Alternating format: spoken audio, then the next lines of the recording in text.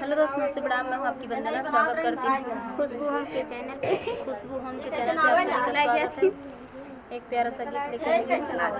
आज गीत है, कैसे लगेगा कमेंट बॉक्स में बताइए। सास पतो ललकार जैसा के पतो है।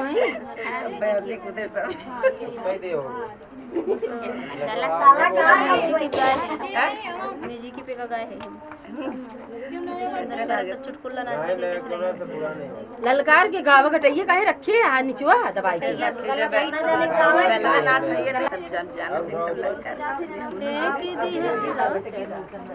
फेंक दियल लोटवा हो, फेंक दियल लोटवा बला में पकड़े जोटवा पहुँच लैकिना गोरी नहीं है रे खबरिया पहुँच लैकिना गोरी नहीं है रे खबरिया पहुँच लैकिना यस मन करेला कि नहीं हर चली जाई जाइए थानवा रिपोर्टिया लिखाई यस मन करेला कि नहीं हर चली जाई जाइए थानवा रिपोर्टिया लिखाई पीट जातन सासुरु हो,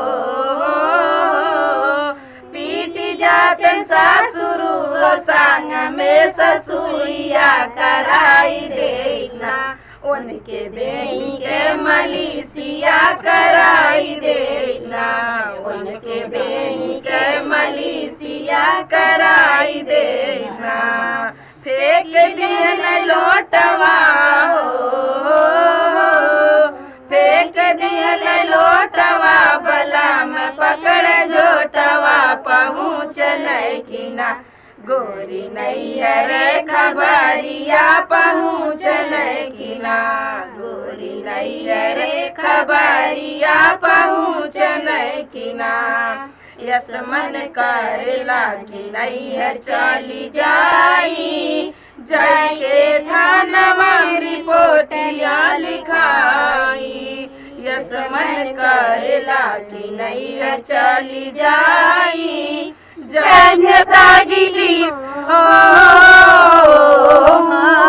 जनता जी भी खिलाई लोग बना देगी संग में जेठानिया कराई देना उनके देही के मलीसिया कराई देना उनके देही के मलीसिया कराई देना फेंक देल लोटवा हो,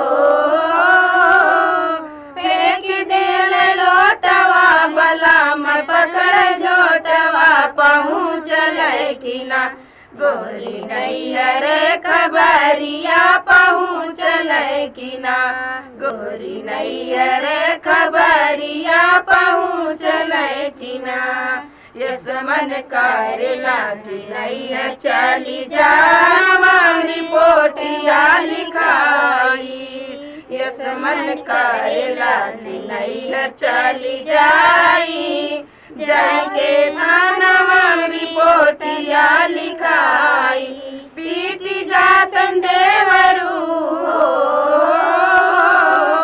पीट जातन देवरू संग में देवरानिया कराई देना उनके देही के मलीसिया कराई देना उनके देही के मलीसिया कराई देना फेंक दियल लोटवा हो, फेंक दियल लोटवा बला में पकड़ झोटवा पहुँच लैकिना गोरी नहीं है रे खबरिया पहुँच लैकिना गोरी नहीं है रे खबरिया पहुँच लैकिना। तो फ्रेंड, गीत कैसा लगा कमेंट बॉक्स में बताना। फिर मिलते किसी नए गाने से, तब तक के लिए बाय बाय दोस्तों।